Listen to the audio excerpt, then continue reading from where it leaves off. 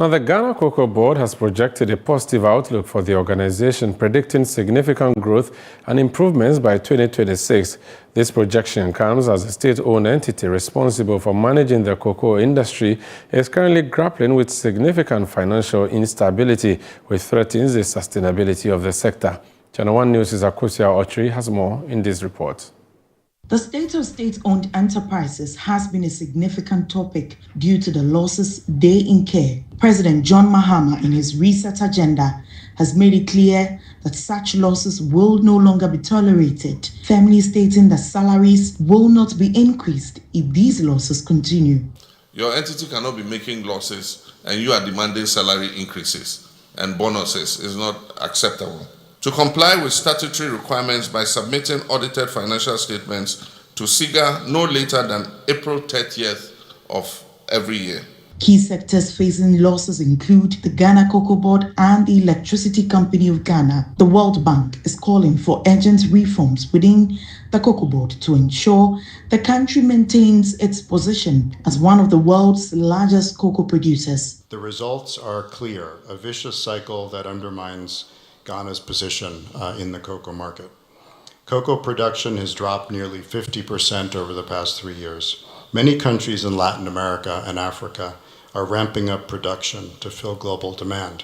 I used to work in Latin America before I came here for this job, and I can tell you firsthand, countries are seeing this and looking to take advantage of it. So there's really no time to waste. Existing forward sales contracts locked in lower prices than current market rates.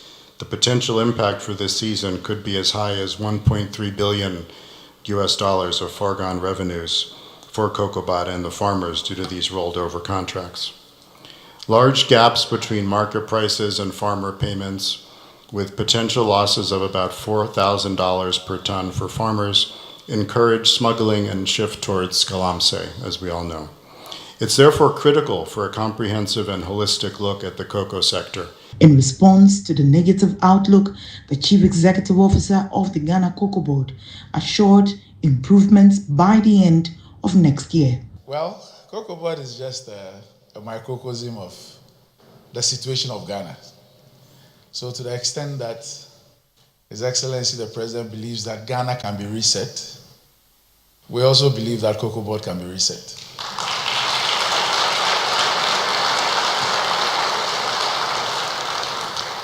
It's a very difficult situation, but it's very doable. And I am excited about the charge given us by His Excellency the President. I've had interactions with the Honorable Finance Minister, and I'm very excited to be working with him. I'm optimistic on the basis of the discussions that we've had. And we've also been putting together quite a strong team at Cocoa Board. And we believe that with a turnaround strategy, in 2026, when His Excellency joins us here, we'll see a positive trajectory for Cocoa Board. The World Bank has also promised to allocate funds to the government if the State Interest and Governance Authority meets specific targets. Under the USD $150 million Public Financial Management for Service Delivery Program, the World Bank will provide $15 million to the government if SIGA achieves agreed targets towards improving the performance of SOEs. Let me also thank you, Mr. President, for the opportunity to participate in the recent National Economic Dialogue. It was an honor for the World Bank to hear firsthand about how the administration plans to reset Ghana. Today's event is a further testimony of your resolve to accelerate the reset agenda as outlined in the dialogue, and also Minister Forson's budget speech earlier this week. And I assure you of the World Bank's partnership and support in this journey. I think the President Mahama and his cabinet have really set a tone of candor the past couple of months, and there's a term going around in management circles now called radical candor, about the value of that when we speak very candidly with each other.